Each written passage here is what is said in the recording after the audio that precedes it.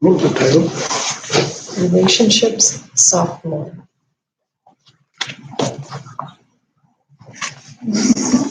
Relationships Sophomore. We thought that, oh, Eastern. Or 102. Or 102. So I went with a longer title. Or 201. Or 201. Numbers, you know about numbers. Yeah. Bunny rabbits. Rabbits. Except for the 9. It looks more like a snake trying to defy gravity. What about a 6? We don't talk about that. Sorry. Jenny the cat. So the idea is to want to talk more, speak a little bit, maybe respond to questions about relationships. Everybody has them.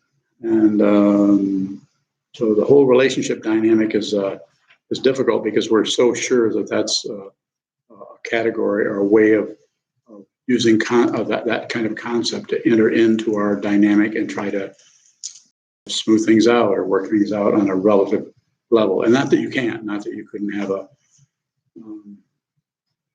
conversation at the monastery if there's some difficulty between 2 of the residents there. And if one comes to me and there's some difficulty, I might say, have you talked to this person about that? So, well, not really. I said, well, you should sit down and set up a strong container for that conversation because there's some disagreement. And the way we do it is sit down, bow at each other, and then I wanted to talk to you about your bad breath, something like that. Probably not a good idea, but some kind of a dynamic that's showing up that is causing you difficulty. Maybe they're not. There's a forum, I'm just saying, well, I could go on and on, but I'm just saying it's good to have it a very clear kind of a container, which is the interview form, so you can cut right to the chase, so to speak, and have a discussion that's based on communication and cooperation, and so on. But the fundamental understanding is there isn't anyone else. Because, and I'll just say it this way, this is meant to be helpful, so it's not meant to get you to try to change your way of feeling, thinking, understanding, or believing, or whatever it is you're doing into something that I am saying. I'm not suggesting that you don't already know this. I'm suggesting that you could consider this and see what happens rather than try to push yourself in a particular direction. And that is, anytime you're sitting down in front of anybody like we're doing now, what you're looking at is your projection in every single situation all the time. Unless it's not. It's that simple. So, end of talk. Yes. When is it not? When you see who's actually in front of you, then you realize that the whole relationship is a construct. Because if you actually see what this is, there isn't anyone else but you, which is not some kind of super ego either. There isn't anyone else. If you see that, the whole thing becomes quite humorous. At the same time, it can become very painful. It doesn't mean you've kind of skipped out on your karma.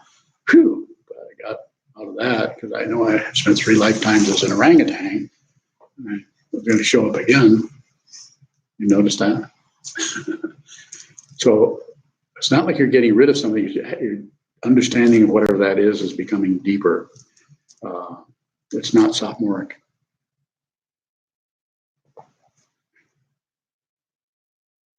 Anyone know what that word means?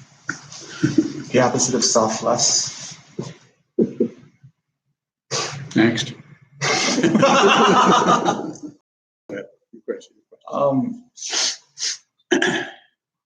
It seems to be an exchange in a relationship. Mm-hmm. What is that exchange? One hand to the other. What's the space between hands? Could be filled with anything. Mice. What's being exchanged?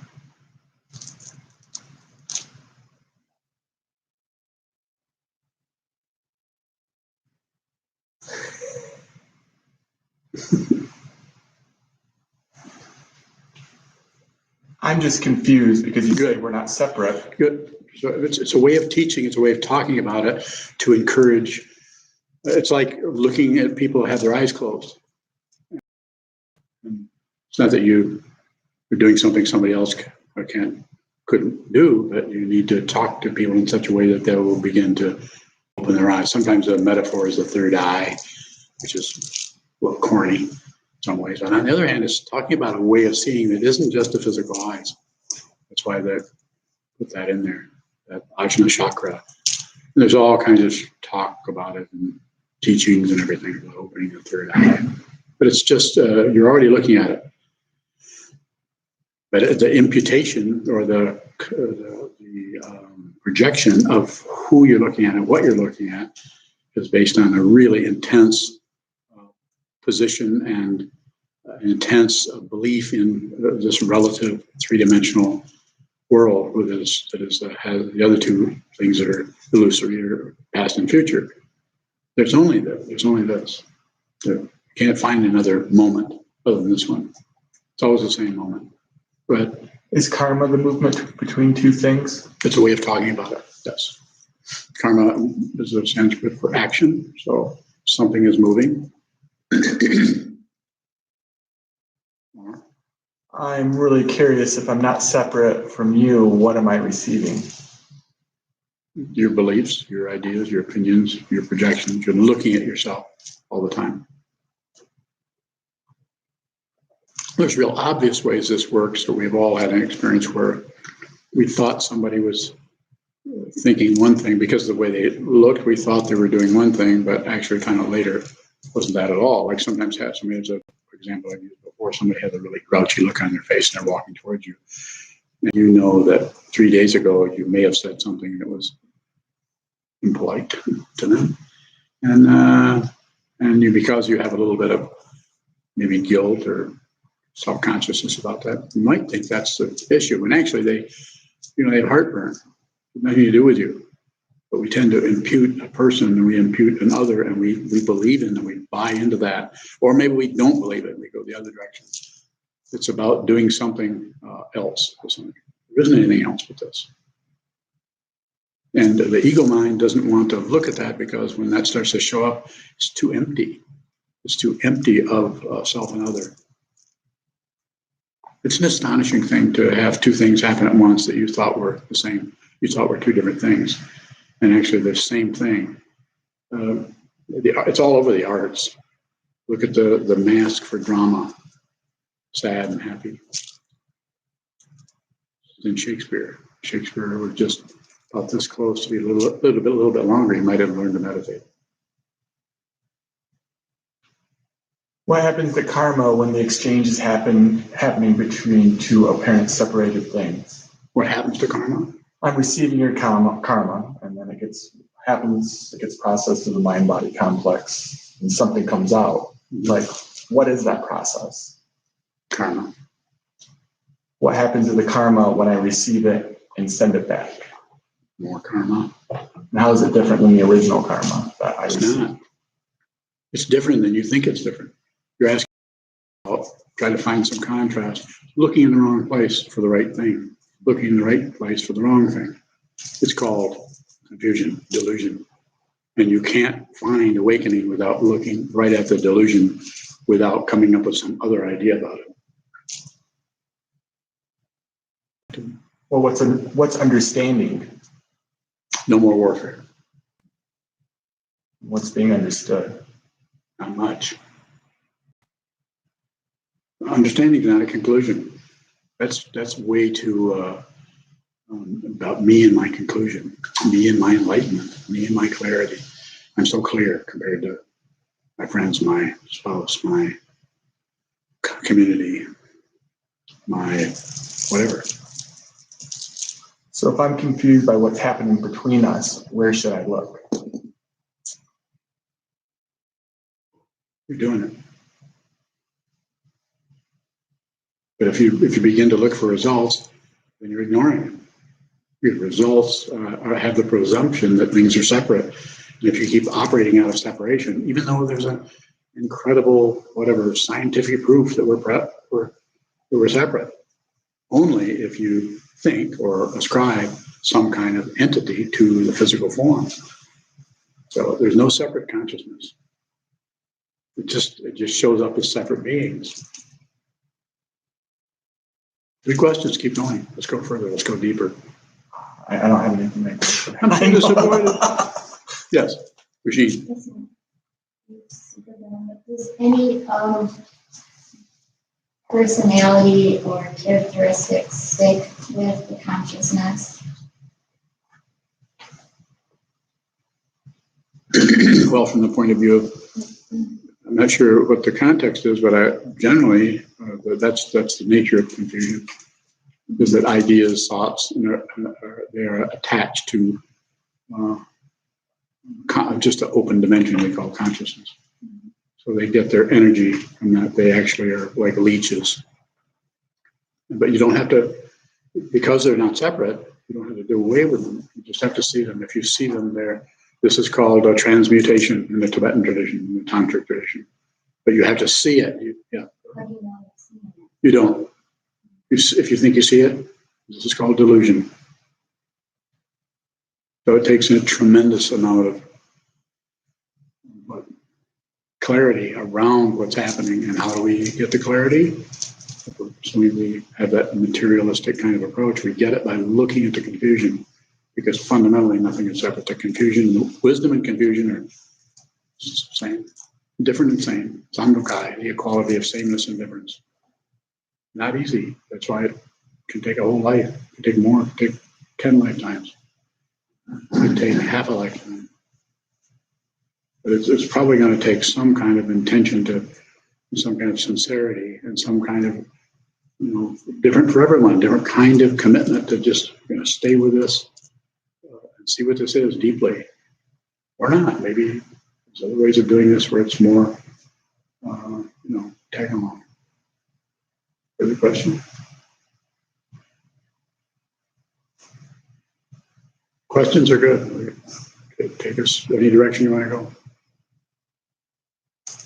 And say. What makes our relationship with the teacher different? Because you think the teacher, not just you, but you think the teacher is someone else. And they're not.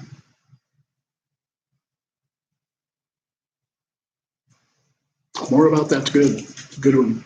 Well, how is that different from our other relationships? Is it that's kind of how we order? Yeah. Did you notice that there are other people? Did you notice that the teacher's not another person? You did? Why the question? Huh? The correct response is,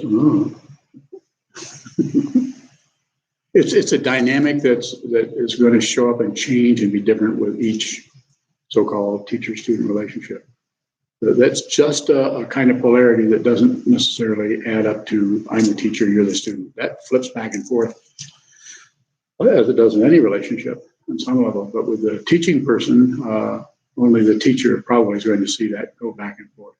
They don't have a position on it. Their only position may be to might be coming out of the bodhisattva vow to be with all things. Be with all things is pretty difficult when you realize what that means. That means that it's not a dismissive not caring, but you don't really care what happens. But you don't miss it if it's happening. You don't grasp passion, you don't reject aggression, and you don't shut down, look away, or distract yourself. Whatever's happening, you're there. And it's not particularly challenging. It's choiceless. Your personal life is over with. And doesn't mean you're not going to go party down. You may do that without any backup. The reason I'm doing this is because it's time to party down. I have to be me. Those don't work.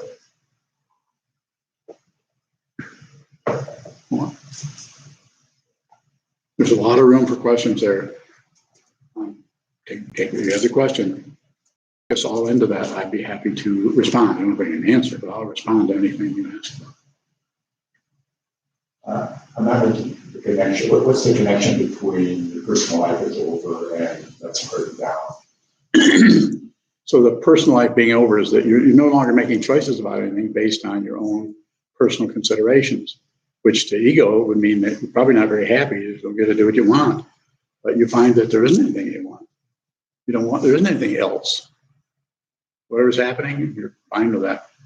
If what you wanted in terms of something, well, I would like, strawberry shortcake instead of lemon meringue. If that's so, well, we're out of that.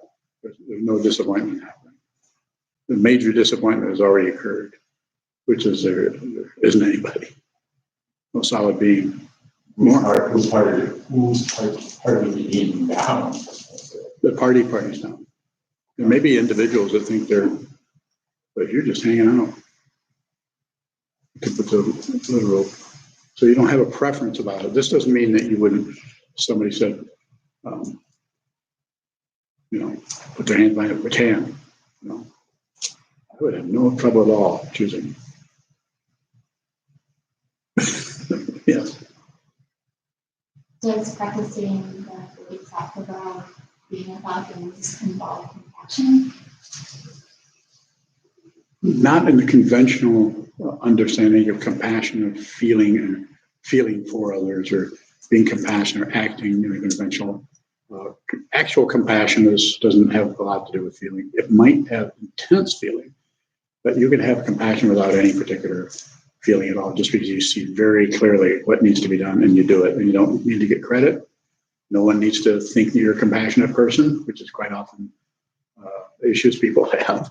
They want to look compassionate.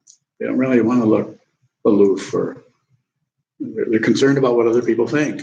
And the insight doesn't come from not caring what other people think. It's realizing there aren't any other people. It's an illusion, yes. After realizing there aren't others, it appears as though one becomes friendly. It appears as though they become more compassionate, not from the opposite direction. How is that so? I don't understand what you're asking. How does not separate you going toward appearing friendly? Why do you help us? Do I appear friendly? Yeah.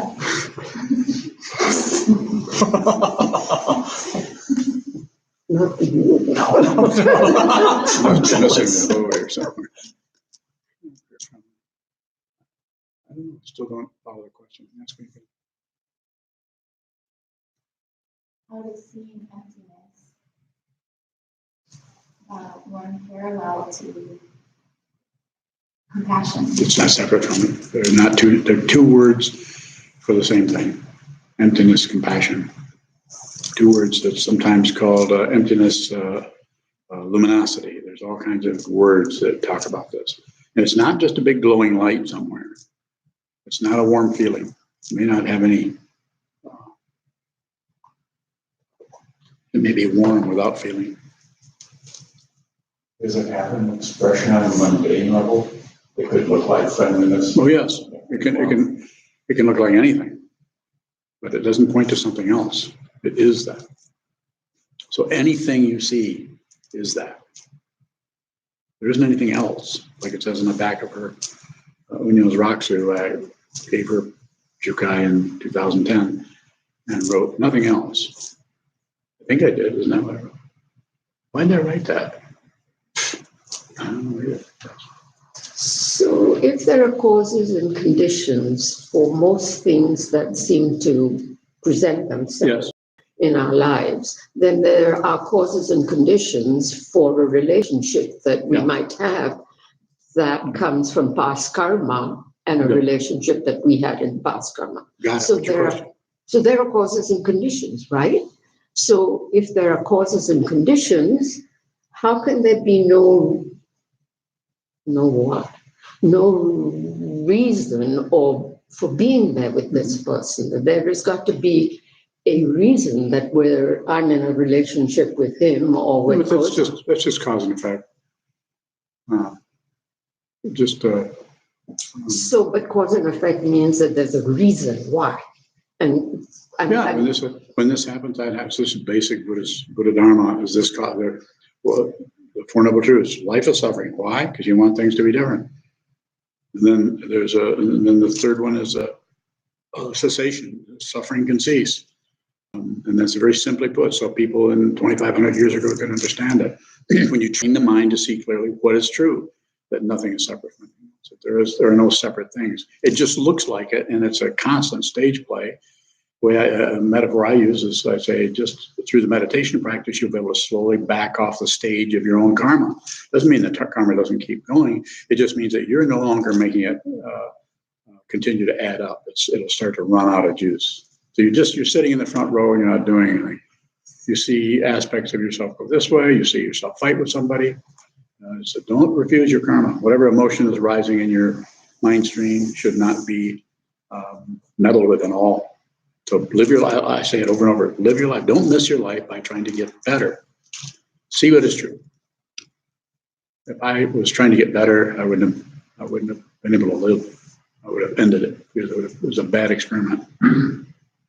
Yes. How is seeing what this is not getting better? Because it's not two. Better and worse are enlightenment and confusion. There are two words for the same situation. It's taught that way. Because how else are we going to understand it? We have to start out with polarities. That's why we have the provisional teachings, and then we have more direct as it goes through the provisional, and then through first turning, second turning, third turning teachings, and eventually you just see what's true. There isn't anything else but this. But we have to start somewhere, so we start with stepping more. Yeah. So you're talking about what we call in developmental language scaffolding. And so how is a scaffold at a meeting where you at until you get here, and then I give you another teaching, how is that not progress or goal-oriented? It is to some extent. And then where does the pivotal point happen when that revolution happens at the basis of consciousness? Well, that's the end of it. How do we go from taking baby steps to leaping off a cliff? Just take baby steps. When it comes time to leap. Or take a leak. Well, take a leap before you jump. I'm a baby. I got a diaper. So, this is why it's necessary to have the three jewels of Buddha, the Dharma, and the Sangha. It's not that the teaching person is going to push you, but might give you, relate with you in some way that you can see that it's time for you to really move into a more open dimension of being, which could feel like open space to the ego. It could feel like jumping. In the context of relationships, it seems like the more we are with people, the more safe we feel and the more genuine we can be, until there's that state of distance that happens that kind of separates us. So when that dissonance happens and we're, I would say, pushed away, I don't know what's really happening. How do we enter into a space of not separateness when dissonance is occurring between you? Just look at the separation. You don't have to enter into, the truth is nothing is separate. That's ultimate. That's a relative way of talking about ultimate truth. But the relative situation just haunts us all the time. This and that. I like this. I don't like that. They like me. We don't like. We like. We don't. We should. We shouldn't. Yak all the time. And so it's not about looking away from that or trying to be dismissive of that and move to the top of the mountain where nothing happens and you can meditate your way into some heaven realm. But it's about looking at the confusion. Just like use a very simple metaphor. If you want to address a situation that's painful, you need to look at the pain, not look at what to do about the pain based on concepts. It's painful to do it. A spiritual path is painful in that you have to do it yourself. No one can do it for you. Even the teacher. Some teachers think they're going to be able to help somebody in a more relative sense. But then there's other teachers who don't feel that way. So you need to do it. So when you relate to a teacher, then a true teacher, Satguru as a word for a true teacher. I don't use that because there's too much junk that goes on with it culturally. But it's someone who's teaching the truth out of what they see, not out of a bunch of information. The information just happens to back up what they see. So therefore, you can ask me if I know anything, I can hardly even remember what to do next. If you ask me that's why we study all these sutras and everything. And that's why I respond to questions out of things I haven't even read, because there's only one situation, and it's not, and even to say it's one is too separative. I don't say we're all one. I say we're not separate.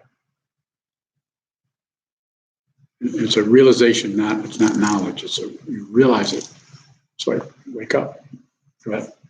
So what's our responsibility as bodhisattvas when there is that dissonance? I can respond. Be with all things, and the way you train to do that is to be with your own thought patterns. Every thought you have is a living being. That's how you practice, so that when you actually encounter the so-called world, living beings, the Sangha, which is your dharma brothers and sisters, same situation. Just don't push them, don't pull on them, don't do anything with your thoughts. And sometimes that's a training ground. Sit down, hold still, watch what moves, which will be your thoughts, emotions, memories coming and going. And there's a temptation to stop some things and fluff other things up or get better feelings. There's meditations you can do where you feel wonderful. You're in kind of a God realm. It might feel great, but the problem is you can't take that God realm, that wonderful feeling realm, into the everyday world. It doesn't really help a lot, I don't think. I'm not saying I know everything, but it looks like what's important is to sharpen that blade. So when you get up off the cushion and go into your everyday, post-meditation is called, then since you've been practicing receiving, no math, no subtraction, division, adding. And then when you get up, then there's a stronger maybe ability, could be, to just receive whatever's happening without adding anything. It's a good thing, a bad thing. Even though at the same time you might hear the words that are spoken, you might notice something is triggered in you that also arises as, I don't really like that, or it doesn't sit too well with me. That's not so bad, because that's first thought, best thought. Just whatever arises, and then do nothing with that. Everything is the teaching in the Tibetan tradition, they call it self-liberated. Everything is self-liberated. Anything that arises is gone. Even if it stays, it's self-liberated. Mangjang is a Tibetan word. And someone else, a Tibetan Lama, could come, someone who knows more than I do, could come along and say, well, it's not exactly like that, with their Tibetan accent. It actually means, and then you'll say, I think he knows more than that guy does. I'm going to go study under him for a while, which you should do, yes. What is a projection? Well, simply put, is we're looking at anything or any person or any situation, and instead of seeing clearly what it is, the ultimate seeing is seeing there isn't anything else but this. To put it in a very kind of mundane way, everywhere you look, you see yourself. If you look back here, you don't see anybody. You see everybody out there. If they're anything at all, it's you.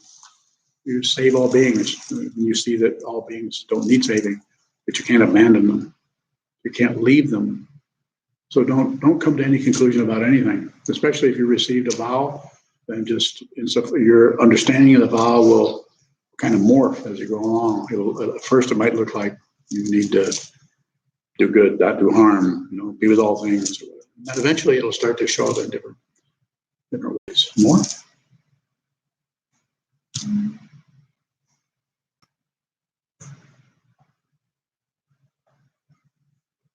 If there's nothing there, and you're saying a projection is coming from in here, then what really is the projection? It's your imagination.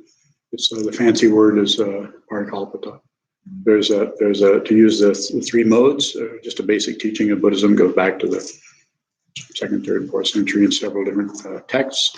Is the Paratantra, which is everything is dependent on everything else for its apparent separation entity. And then there's a Parikalpita, which is the imaginary, the things we see something, we add our ideas about. It's my table, it's a good table, it's a bad table. The person's very nice, they're very friendly. No, they're not. We add on, so we project onto them. We don't see dependent origination. We see a personality, a good guy, a bad guy, and all the different nuances around there. And if you see what this is deeply, it's just a way of talking about it. It's not exactly it because it's still very conceptual.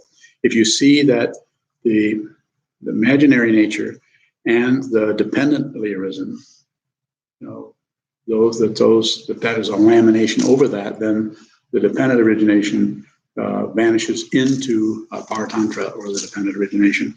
And that is the third of the three natures, which says that that's the perfected nature, because you actually see ultimate reality without seeing anything.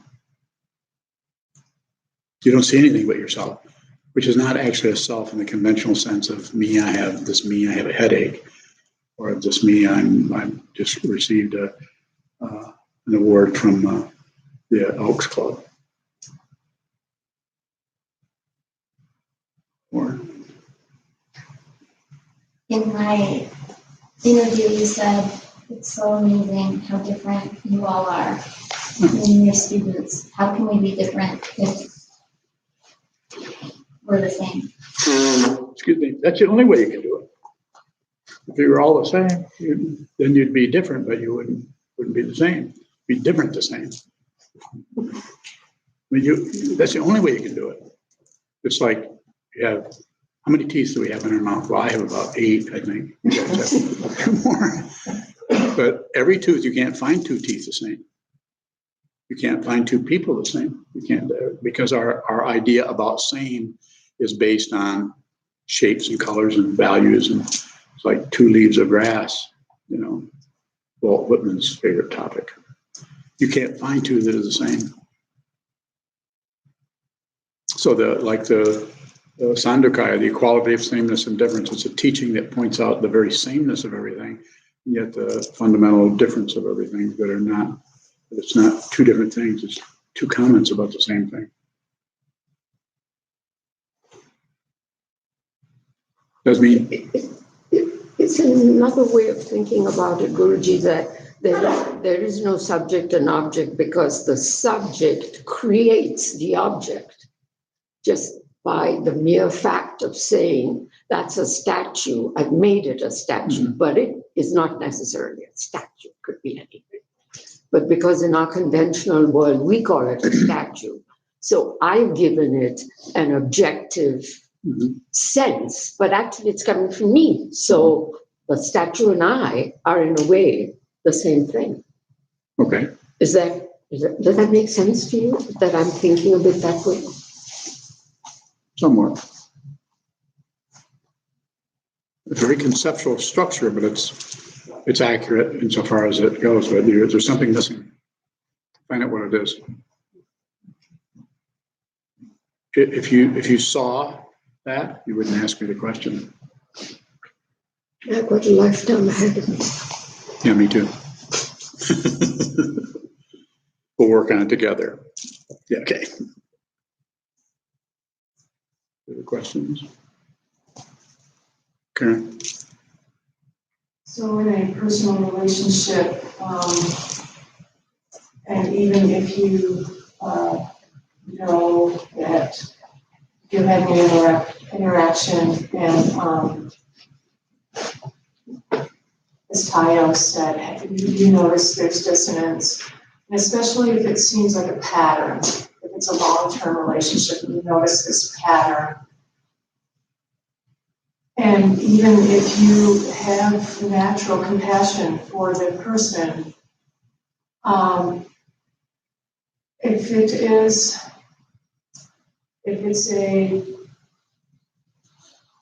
a pattern that is disruptive and is creating dissonance for yourself and or both of you, how really in a functional way, how do you deal with that? Especially if it's a relationship that requires you to work in the mundane world together.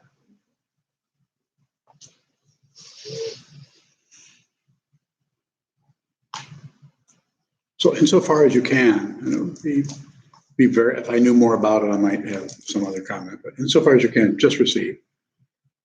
Don't impute or project onto something that you're the difficulty. Don't add to the difficulty that is already arising. So just receive. And one of the ways you can do this is to include or receive through all of your senses, not just itemization that you could be doing as far as that person is difficult and they're doing this and it's causing problems. Don't forget gravity, receive. Don't forget colors, receive. Don't forget the space between objects, receive. Don't forget sounds, receive, receive. And if you're doing that with all of the first five sense fields, you're probably more than likely going to be able to do this with your thought pattern. You'll just receive, even though it might show up as a reaction, like some thought might come up if it came into words like, this guy's impossible, kind of thing.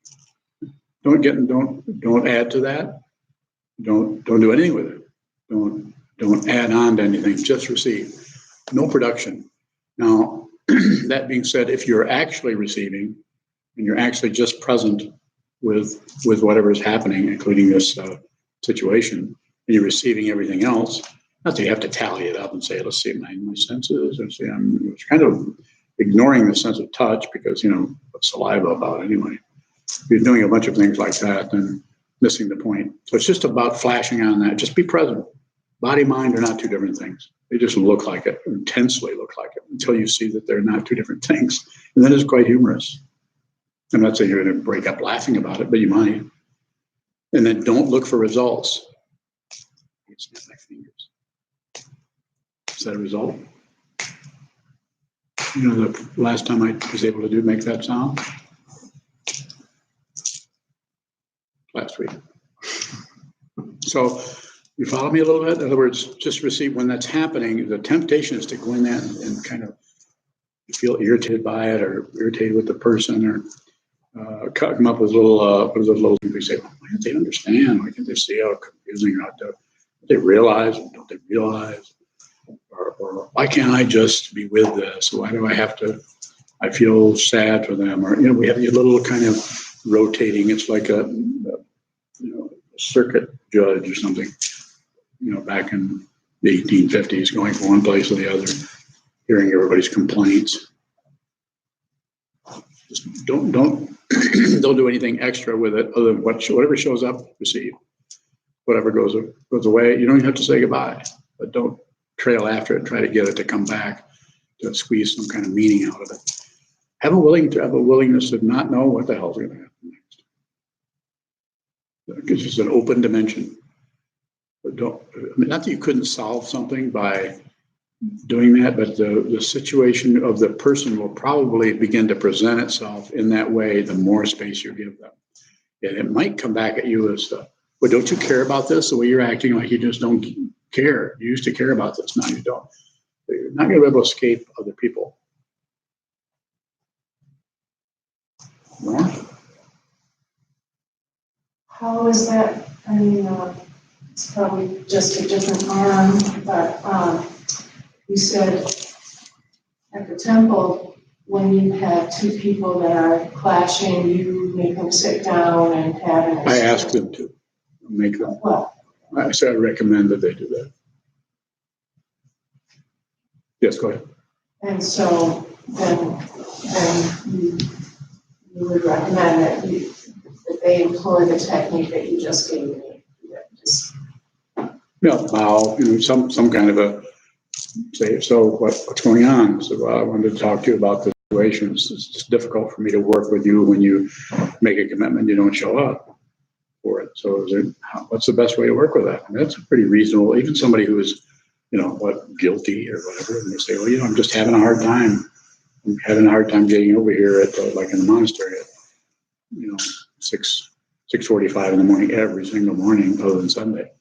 Difficult. And so, then you could work with the person where they're at rather than just feel irritated because you get there every day and they don't. And why aren't they showing up?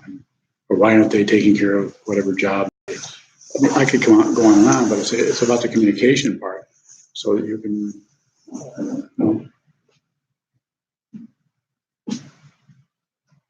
tired of letting the sun have its own way. There you are. More about that? Okay. So so communication, cooperation, collaboration. You can't do the last two unless you communicate. In other words, communication basically is receiving. Make a statement and receive everything you can and draw it out, help the person without being, some kind of interrogation, but trying to draw what's happening. How are you doing? How are you feeling? Having difficulties, or I don't know. It's sometimes difficult to do that without the person feeling like they're being accused, but if there's two people are training their minds, it seems to be much easier to come to what I don't know if you call it common ground, but some kind of a mutuality of respecting the other person for what they're going through. They're going through something totally different than what your life is about. Dealing with all kinds of stuff.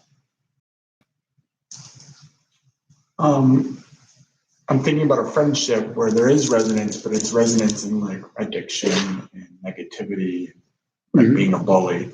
And so when those things are resonating and becoming prevalent, how do we work with those relationships where like I'm becoming somebody I don't want to be? I want to give that situation space. They're like, no, and they're kind of drawing me in, but I'm like, I don't like who I am around you.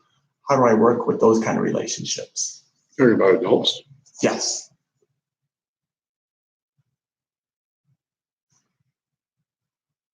Sangha. No. You just tell them to get out of here. How is that being with all things? You might have to start with yourself. Be with yourself. Don't push yourself into functioning in a way that you're not ready to do. This person told me, I don't know what I would do if you weren't my friend. And so how do you tell someone that, like, I don't want you in my life? Got it. Okay. Limit the time you're with them. I know what I'm saying. Limit it. You don't have to do it with a watch. Do they come to your house, knock on the door? Do they call you on the phone? How do they approach you? They used to be one of our families in our program, so it's like every 5 days a week. And now the kids have moved on, so like I just got a text from him today. What did they say? He said, "Want to hang out?" And you said, "Yep." why? Because of that, because it's been months, and because I wanted to give it space. Because he texted me a few days before that, "Hey, how's my buddy doing?" And so my heart, Meaning you, your buddy? yeah, I'm his buddy. He said, "How's my buddy doing?" To me, and my He's heart, not your buddy? not really. Okay, got it. Go ahead. What's the question? My heart just hurts. What's the question? My question is, like, when you have longing to be with someone because they're suffering, but you don't like who you turn into, what do you do with that relational dynamic? Dharma gate. It's just a Dharma gate. But minimum, keep it to a minimum. Don't go into the Olympics. Keep it a minimum. Say, haven't got much time. I'm busy. You don't have to. It's not necessary to come out and be honest, truthful. Say, I don't really like being around you. I don't like why I'm around you. Don't have to bring them into some kind of philosophical challenges. You can meet them where they're at, which they're ready to hear that kind of thing. So on the other hand, they're getting something from you, and maybe they like who you are. Maybe they like can you characterize who you are? Can you repeat that? Can you characterize who it is that you are that you don't like when you're around them? Yeah, all those things I described. I'm an alcoholic, and so I go and I drink beer, and I can't just have one. And so maybe that flip gets switched. So that ends it right there. Tell them that. Just be straight. Don't worry about being liked, not being liked. Just come out and say, I'm really trying to work with cutting back on that and that. And you and I get together, we hang out, and next thing you know, I've drank a lot. So, or what your version of it? You could actually meet them somewhere and do it face to face. Meet them in Starbucks. Meet them on the top of a warehouse somewhere. In other words, I'm saying, meet them somewhere. Just meet them, but not in a bar. You could say it this very simple. Is it a text? Yeah. Yeah, just text back. Let's talk about this. I want to talk to you about this. Let's meet somewhere, and then sit and go right to. I just can't do this. Would you be willing to meet with the person at Starbucks and talk? Yeah, I love coffee too. Yeah. So you end up drinking too much coffee. Yeah, I got to pee a lot. So. Well, you get rid of a catheter. Can be arranged. No, I'm just saying, be very pragmatic about it, and don't necessarily slip into some kind of a rescue for this person. It sounds like you like the person, okay? Yeah, there's something about them. But the drinking and probably feels the same way. Is it she or he? It's a he. So, no, I would just, be honest with them. Doesn't sound like I misunderstood at first. It was somebody you actually did not like, but that doesn't seem to be the case. It's a mixed bag. So, yeah, end it. And then he might say, well, I really like you. Let's meet at Starbucks every now and then and talk about stuff. Would that be a problem? Yeah. I guess the basic question though is it shows up in other ways where, I like same guy, but he's a bully, and that resonates with me too. And it's just like, so when those things, being with people, Does he bully you? no, but he like talks down to other people, and somehow I get into it, and I don't feel good about it. And I'm Minimum, just a little bit. So, and then when you sit down and say, I got 15, 20 minutes and I got, anything else to do. Because on the other hand, you do have something else to do. That's to be away from him. You don't have to time what that is. You have something else to do. It's not, you can't help but lie. And we're always lying on some level until we're not. And even that's a lie. So it's relative truth. It's just the way relative truth shows up. It's so convincing. But you don't have to buy it or sell it or deal in it at all. Just be genuine all the time. Sometimes it'll feel like you're being dishonest. Sometimes it'll feel like you're being honest. Both of them are untrue. You'd be fine. Just I would meet with them and limit the space where you're meeting and limit the time and space. Not in a bar and 15, 20 minutes. After you get there, don't do it ahead of time. Just say, well, you got a few minutes, but let's talk. It seems like I do projection on. Charlie, right? Yes. It seems like I do projection, but and somehow it's related to delusion. And what I'd like to understand is how I can manage, what I can do about these delusions. The delusion, she doesn't really love me, and so how can I work with that thinking that doesn't help me? So, of course, what am I going to say? Meditate. Yeah. Do as much of that as you can. And try to do some block setting. We've talked about that before. Long periods, once a week, once a month, it's every other week. So you're spreading that out into about 4 hours. We talked about that? We did talk. Okay, so do some of that, whatever you can do. There's no requirement, but do some of that so you're spending some time really putting yourself on the spot as far as just sitting there. And the other thing is just recognize that you're already recognizing that it's a delusion, then you're adding on to it. I need to get rid of it. You don't need to get rid of anything. Not important. You don't have to grow up. Would you like to see some more about that? Yeah, you don't have to grow up. The most mature thing you can do is stop meddling with yourself. Live your life. Don't interrupt your life with some kind of idea about you should be different, you should be something else. If you're in this room, you're ready to hear that. There are people that are not in this room that if they were to somehow talk to me about it, I might come up with some totally different thing based on what I see or what I'm in front of it. I might even say, you need to grow up. But you don't need to do that. You just need to be genuine, be who you are. Be who you are. When I say be who you are, you might say, well, I don't know who that is. And I'd say, bingo. If you think I know who I am, then you're looking at a projection. You're not looking at this person. I can't do this out of knowledge. I can't remember anything. Yes. That's a blessing. Thank you. You're welcome. Machine. You say don't do anything unless you have to. When do you have to have those conversations in a relationship when you feel like you keep disappointing or hurting someone? You don't know that for sure, but you're getting like nonverbals and Just receive the nonverbals. You're not receiving them if you're explaining and making justifications or validations or one apology is good. Just say, I'm sorry you feel that way. End it, because any other apology is about you trying to get off the hook. But if someone has a problem with something you're doing or saying, say, I'm sorry you're feeling that way. Be sincere and actually feel sorry. But no more. Don't try to get, you're forgiven. No. Forgiveness and apologies are just useless. Unless it's whoops, step on your foot, sorry. But more than one apology is trying to operate as a successful person within the world of samsara, cause and effect. Yes. This is an interesting time with regard to restoration. And when there's delicate feelings about race and feeling in the middle, and both sides are coming at me, looking at me to solve it or correct the other party. I hear you. My instinct is to let the moment and let it be, but I feel pressure to do something about it. And I'm not even part of it. I am as a link. Can you characterize it a little bit more, flesh out the, You mean more specifically? yeah, a little bit without getting too personal?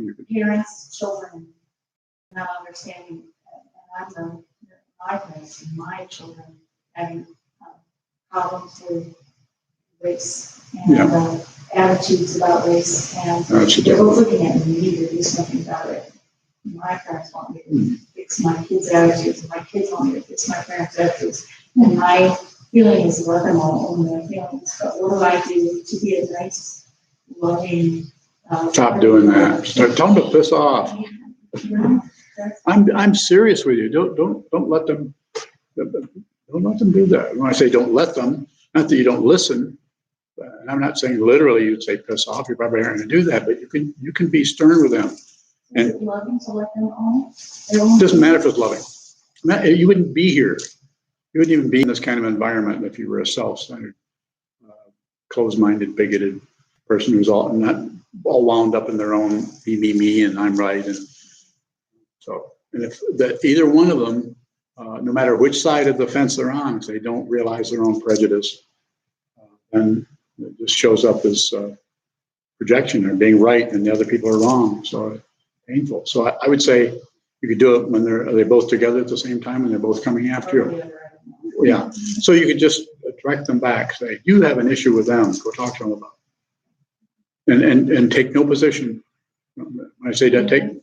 My inclination, it's not the sense of responsibility. Want some help? You ask me. So you're not responsible for that. You know what feeling responsible about that is about? That's pride.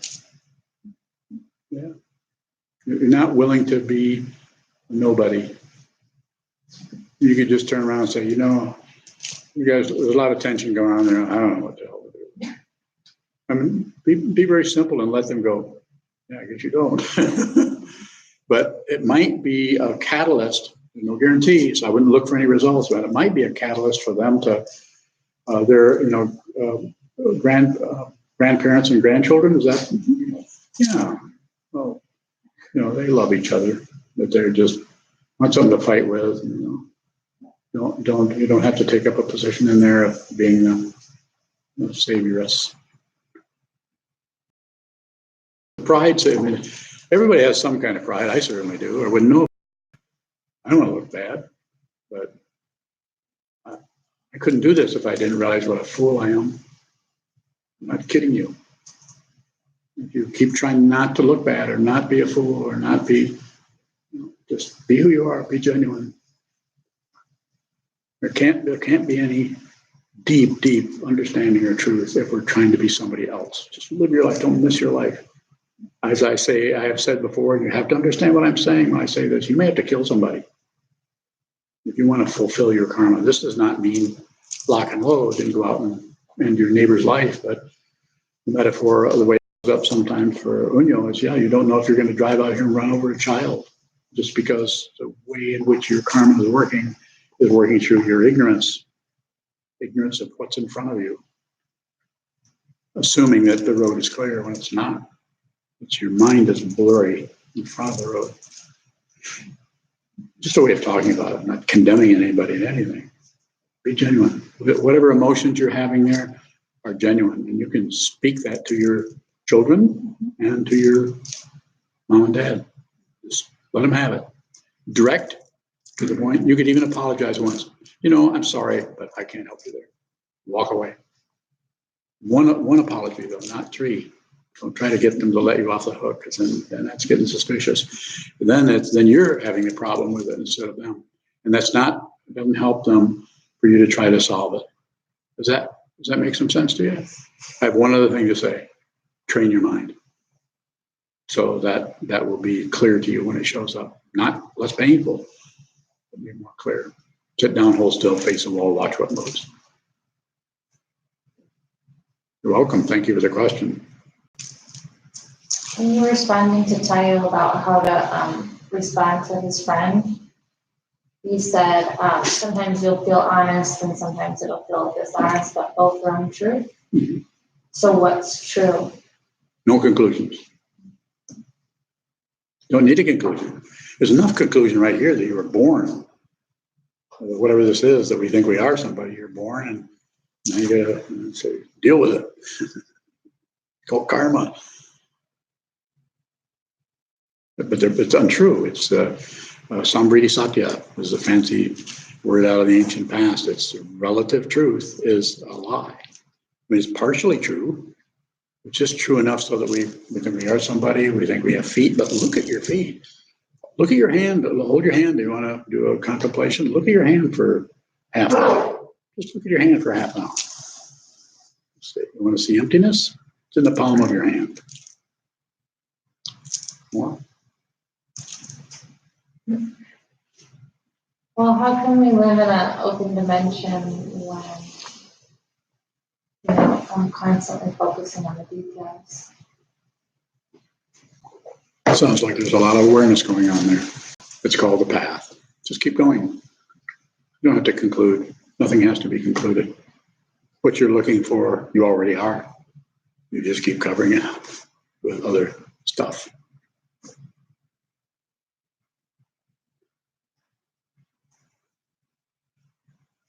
There isn't anything else.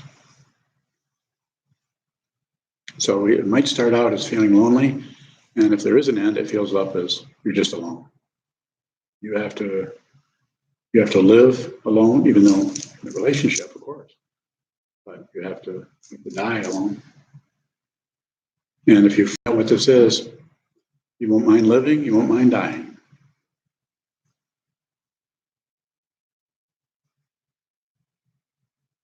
It's a good thing. Isan. So, about looking at other people and recognizing that we've seen ourselves. How is that not pride? That could be. But it won't last if you do nothing with it. If you try to get rid of it, it's going to hang around. If you try to justify it, it's going to hang around. Try to ignore it, it's going to hang around. If you don't do anything, it collapses because everything is dependently arisen and everything is impermanent. Anything that arises goes away unless you fool around with it and try to push on it. And then it takes on kind of its own little irritating wish to continue.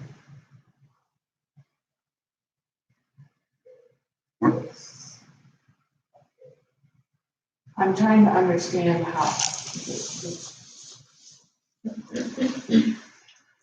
to not take some sort of ownership of that part of self that is sitting over there. It doesn't matter if you take ownership on it, as long as you're aware of it. It's always about awareness, not what arises in that stream. It's going to be different for everyone depending on whatever kind of karma shows up as, the size of your ears and the degree of insight you kind of had naturally because of your genes, because of your karma, because of whatever. Some people are more clear in some areas and not in others. A lot of variability. So just observe whatever's showing up.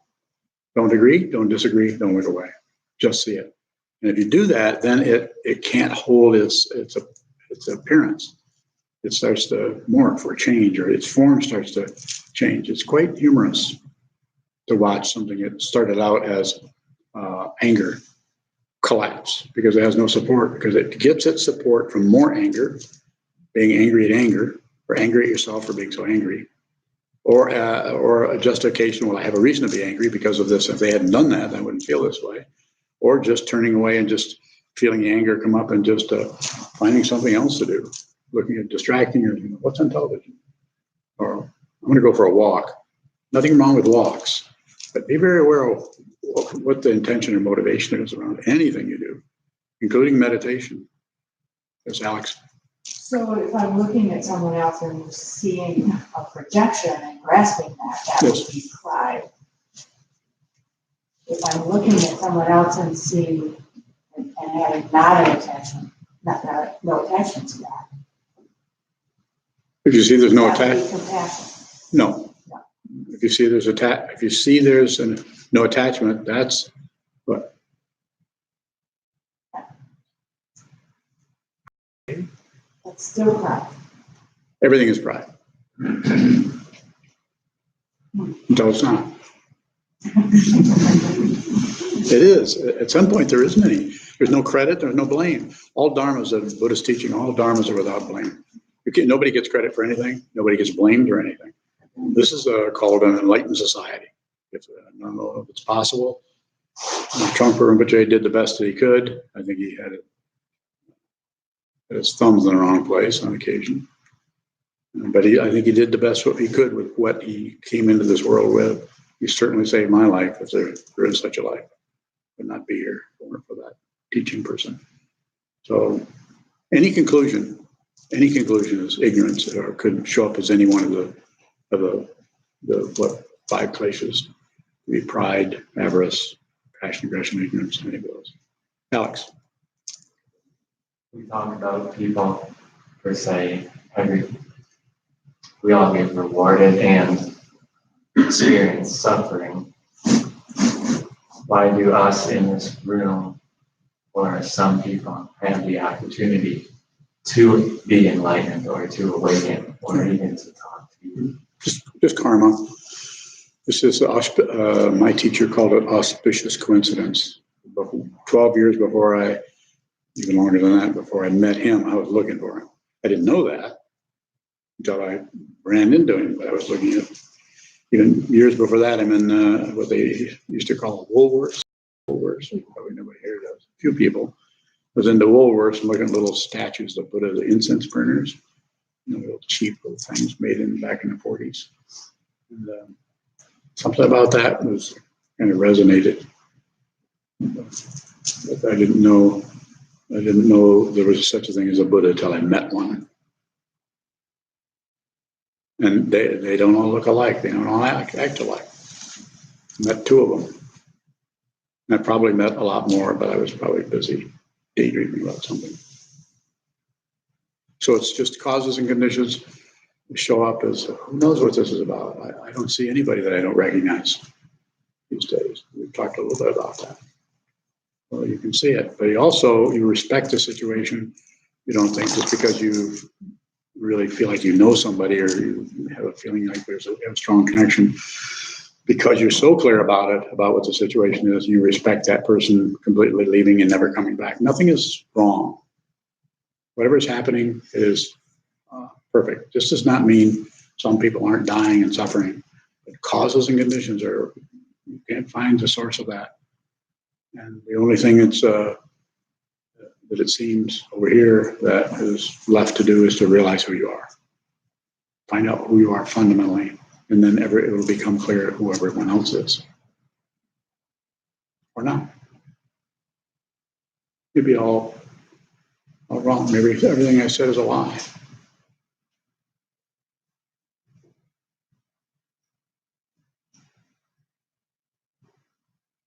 If you believe a lie, it's still a lie. So I say don't believe anything. Don't believe it, don't disbelieve it, don't look away from it, just there it is. What is it?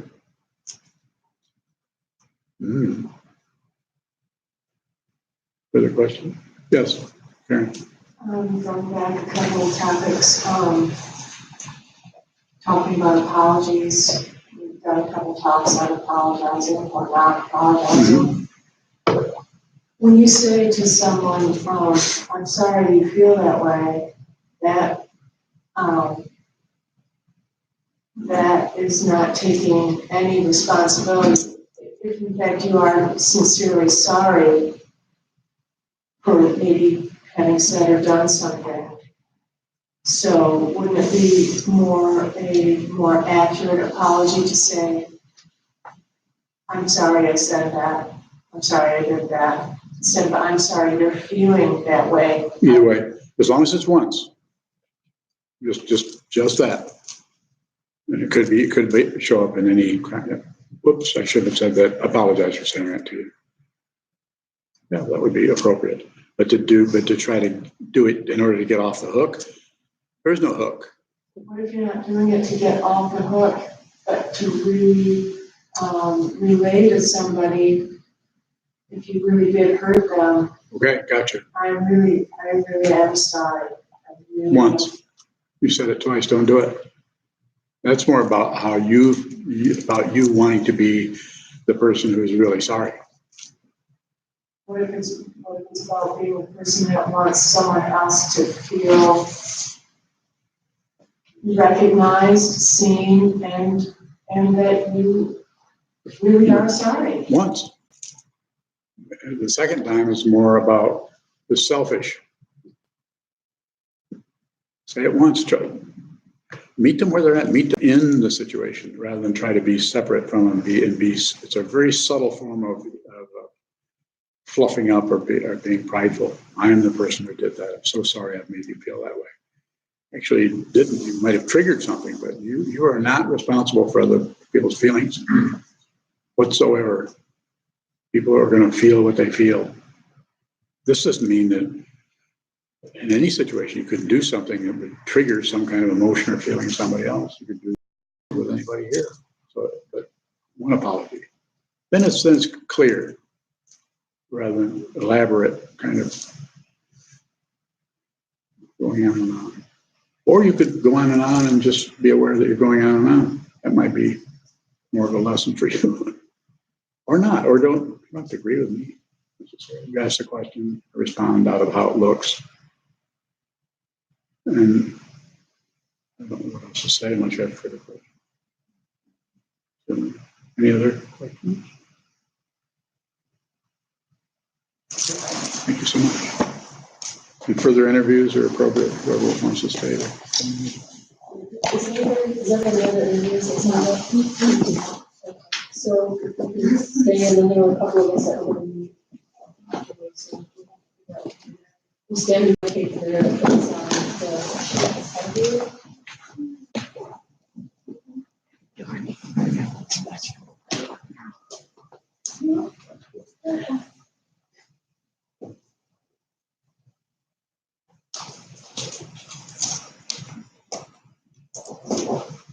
and we have our donation box out on the door between this room and the kitchen, so anything you need to help us is appreciated. May the merit of this penetrate into all places so that in every sentient being together can realize the Buddha's way. Sokuzan,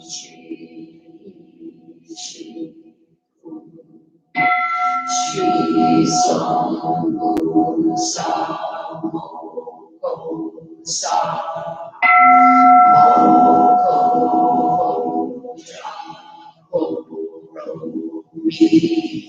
the 10 directions, the 3 worlds, all Buddhas, all venerable ones, Bodhisattvas, Mahasattvas, the great Prajna Paramita.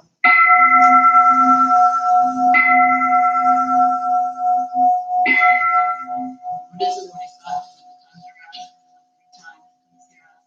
Please come down out of the light and protect civil community and the places of practice, our families, friends, and all beings. Heal everyone who is unhappy, sick, or suffering.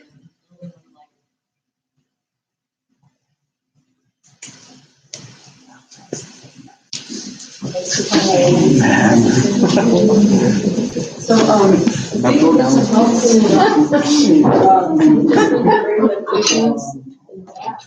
Those two shows. Okay.